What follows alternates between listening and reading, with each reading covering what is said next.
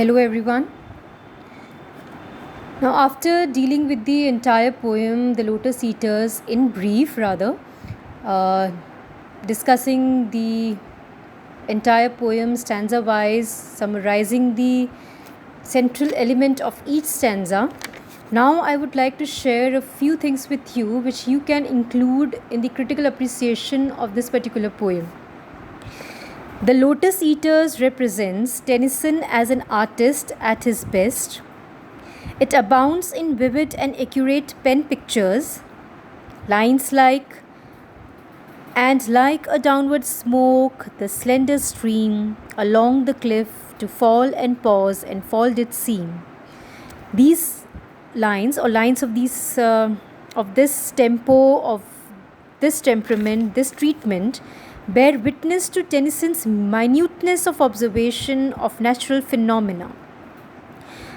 The poem also furnishes numerous examples of the poet's verbal music and his skill in the manipulation of vowel sounds. The music of the liquid consonants L, M, and N may be noted in the following lines. To lend our hearts and spirit wholly to the influence of mild-minded melancholy, to muse and brood and live again in memory. Here is an example of his use of alliteration too, in the following lines.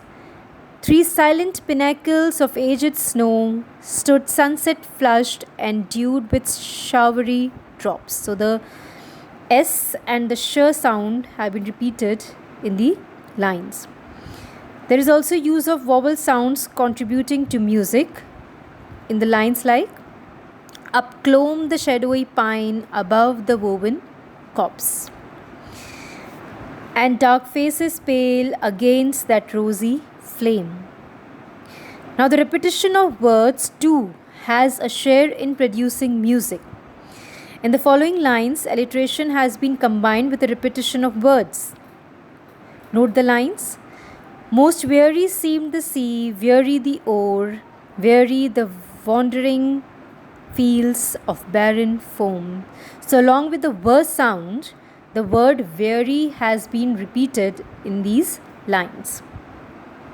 As regards to the poet's versification, Auden is of the view that no one except Spenser has ever used the Spenserian stanza with such success as Tennyson has done in this poem. However, it is in the creation of the atmosphere of lethargy and drowsiness that the poet's art has reached its consummation. This has been achieved first of all through the description of the objects and forces of nature in the island. For example, it is always afternoon. The charmed sunset lingers in the west. The waterfall seems to pause as they flow downhill. The languid air seems to swoon, and all things always seem the same. Next, there is a description of the mood of the sailors. As soon as they eat the lotus fruit, they feel tired and exhausted, as if asleep. Throughout the choric song, the description of the mood of the sailors alternates with the description of the scenic background, and in this way, the lethargy that has overtaken the sailors is intensified. Nature is shown in full sympathy with human moods. There is a skillful use of words whose very sound conveys the sense of lethargy. The poem has been interpreted in different ways by different critics and analysts. Quite obviously, it sounds the romantic note of escapism. Just as Keats, in his famous Ode to the Nightingale, would like to escape the pressure of reality by taking wine, so also the sailors in this poem, The Lotus Eaters, want to escape the responsibilities of life as soon as they have taken the lotus fruit.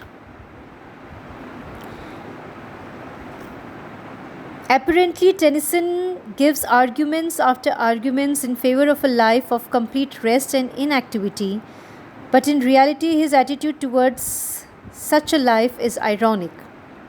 Man is roof and crown of things, and so he must not live like the animals, or other objects of nature. He must justify his superiority by action and achievement. Thus, the arguments advanced by the sailors cut both the ways. Now, that's all for the critical appreciation part of the poem. I'll be sharing notes too with you, which you can incorporate in your answers when you are attending the critical summary or critical appreciation of the poem. Thank you.